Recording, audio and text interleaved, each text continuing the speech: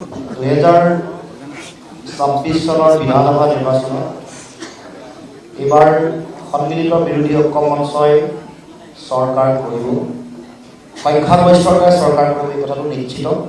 এই কথা বহুবাৰ কৈছোঁ আৰু আজিও পুনৰ দৃঢ়তাৰে দোহাৰিছোঁ। দুটা দিন আছে, দুটা দিনৰ আগত পুনৰ কৈছোঁ, এইবাৰ বিৰোধীৰ চৰকাৰ হ'ব, সংখ্যাগৰিষ্ঠতাৰে হ'ব আৰু গৌৰৱ গগৈ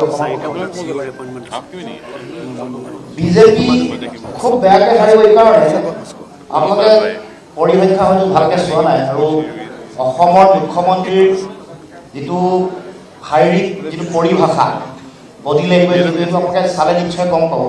আৰু পৰিসংখ্যাও এইটো কথা কৈছে, খুব ভাল সময় যেতিয়া বিজেপিৰ আছিলে 2016 চন, যেতিয়া 2014 চনত মোদী চুনামি হৈছিলে, তেতিয়া বিজেপিয়ে কিমান চিট পাইছিলে গম পায়নে? 60টা আছিল, 60, আৰু টোটেল কিমান চিট আছিলে? 86।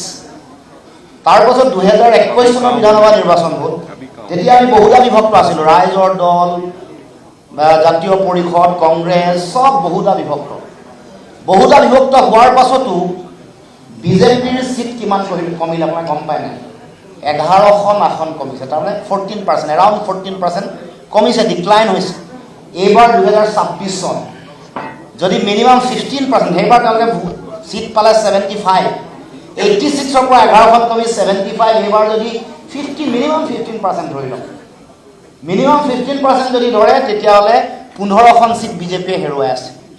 লগত 85.92% টাৰ্ণ আউট, হিমন্ত বিশ্ব শৰ্মাৰ অশালীন অসভ্য ব্যৱহাৰ, তাৰ লগে লগে 70 লাখ ডেকা প্ৰজন্মই, নতুন প্ৰজন্মই ভোটদান কৰিছে, চাইলেণ্ট ভোটাৰৰ সংখ্যা বহুত।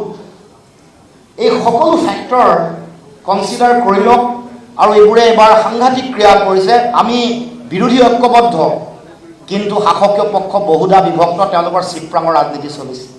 গতিকে এইবাৰ যিবোৰ এক্সিট পল দিছে, এইবোৰ ফেব্ৰিকেটেড আৰু এইবোৰ স্পনচৰ, এইটো কথা সকলোৱে জানে। আমি পুনৰ দৃঢ়তাৰে কৈছোঁ, এইবাৰ আমি নতুন অসম গঢ়াৰ যি স্বপ্নৰে আমি যাত্ৰা আৰম্ভ কৰিছোঁ, তাৰ আৰম্ভণি, তাৰ আধাৰ অহা 4 তাৰিখে নিৰ্বাচনৰ ফলাফল দিয়াৰ লগে লগে হ'ব। আৰু অসমৰ ৰাইজে আশা কৰি থকা আকাংক্ষিত যিটো চিন্তা প্ৰথমে আশা কৰিছিল, তেওঁলোকে এক ঐক্যবদ্ধ হ'বৰ কাৰণে আহ্বান জনাইছিল। ঐক্যবদ্ধ হোৱাৰ লগে লগে জনগণে জঁপিয়াই পৰিল আৰু সেইকাৰণে শেষ 7টা দিনত ইয়াৰ চুনামি আৰু আমি ধুমুহা দেখিবলৈ পাইছোঁ।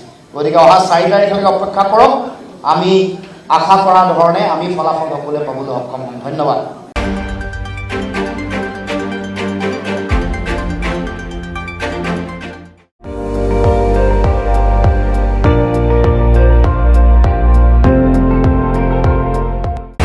আপুনি চাই আছে ND24, সৰ্বশ্ৰেষ্ঠ নহয়, সৰ্বোত্তমৰ দৌৰা।